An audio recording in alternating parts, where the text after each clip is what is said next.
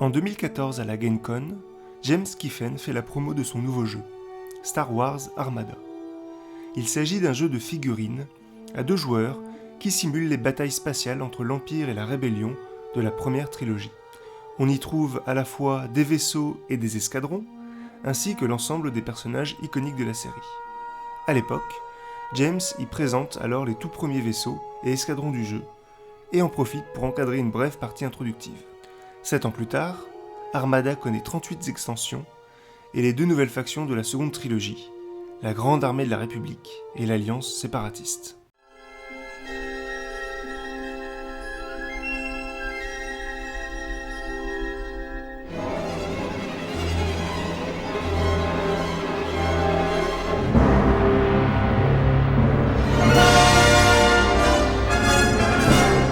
Alors, comment joue-t-on à Star Wars Armada ?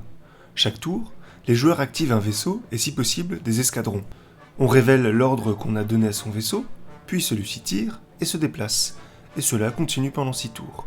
À la fin, on compte les points et celui qui en a le plus gagne la partie. Alors pourquoi c'est bien Armada ?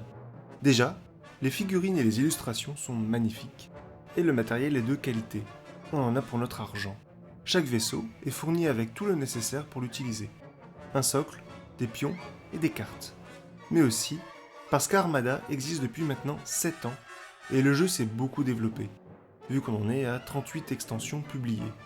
Il y a eu une importante mise à jour des règles qui ont permis de rééquilibrer le jeu. Armada est donc actuellement dans une excellente situation. Concernant les mécaniques de jeu, celles-ci sont relativement simples à comprendre, mais elles ont beaucoup de subtilité.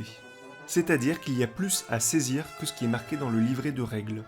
Du coup, l'expérience et la réflexion comptent dans Armada plus que le hasard. C'est notre aptitude à intérioriser les règles et à saisir toutes ces nuances qui feront la différence sur une partie.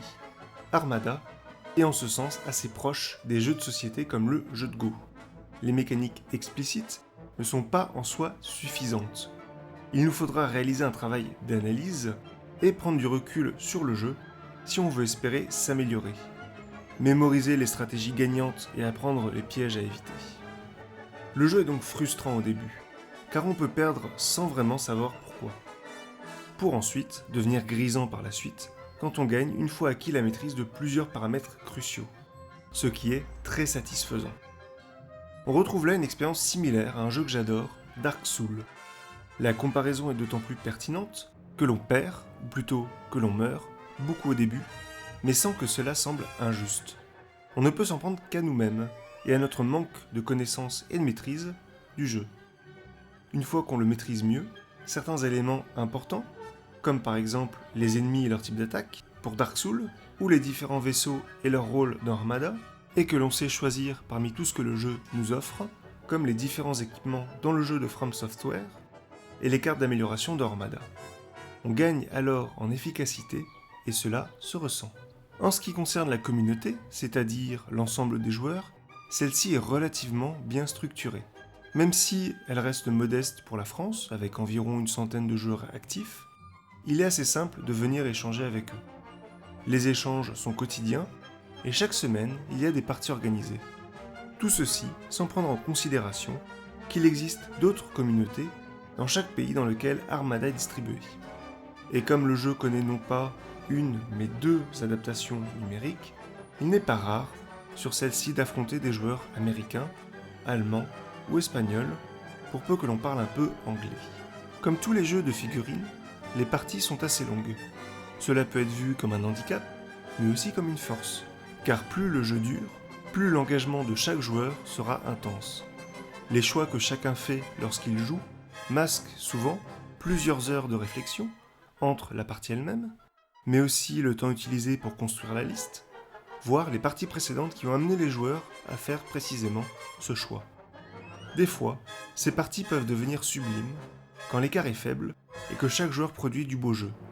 Des fois, les parties sont juste cruelles, quand une erreur amène une des 2 listes à s'effondrer face à la liste adverse et que la partie se termine en quelques minutes. Bien sûr, Armada a des défauts. Le jeu coûte relativement cher. Il faut compter environ 300 € pour se faire une armée digne de ce nom. Les références sont de plus en plus dures à trouver. Asmodée ayant lâché la distribution du jeu pour des questions de profit. Ceci étant dit, le marché de l'occasion et l'import permettent de pallier, pour le moment, les problèmes de distribution tout en trouvant les figurines à bon prix. Voilà, j'espère vous avoir donné envie de jouer Armada. N'hésitez pas à nous rejoindre via un des liens que vous trouverez sous la vidéo, nous vous accueillerons avec plaisir. Que la force soit avec toi.